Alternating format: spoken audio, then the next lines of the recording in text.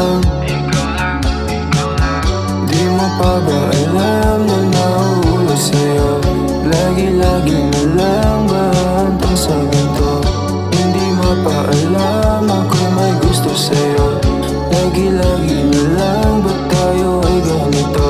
Sabihin mo sa akin kung ano ang dapat na gawin para malaman ko.